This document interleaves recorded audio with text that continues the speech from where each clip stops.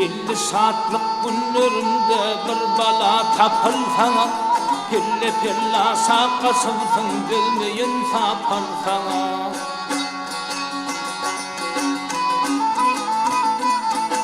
Allı yeke balam derdin ey derman sana, önkü koyun dağını ey derdini ecem bana. Hayfa bir bağım aydın caneri balam tapar.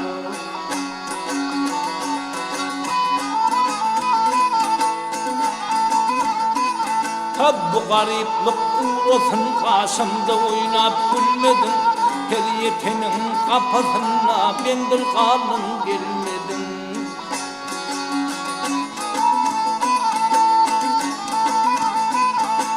Yastığımdan rolu tutup zemnamadın koymadın, inlediğin dostun içinde asla seni görmedim. Beni koyup nira baryan duyguruyan sapar sana.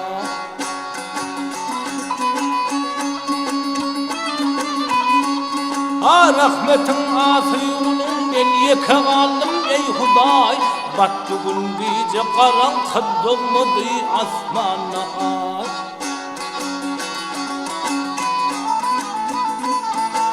İçim ağrım doğrum ile yoktur bana tay, dolunni ahir zamana aydı kurban vay vay. Hakkın içip nur rehmet canini balam tapar.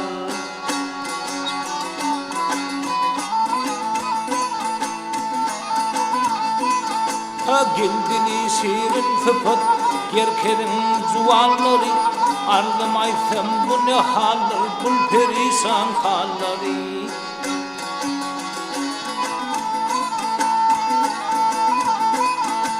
Bilbilim uçtu kapatsa kollu kırmızı gülleri, giydiler ters Mehmet Ağa hakkın iyisi nedeni.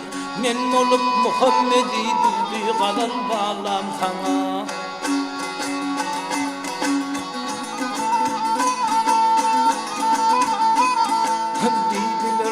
Mehmet Ağa hakkın işi nedeni, men olup Muhammed'i düzdü kadar bağlan sana.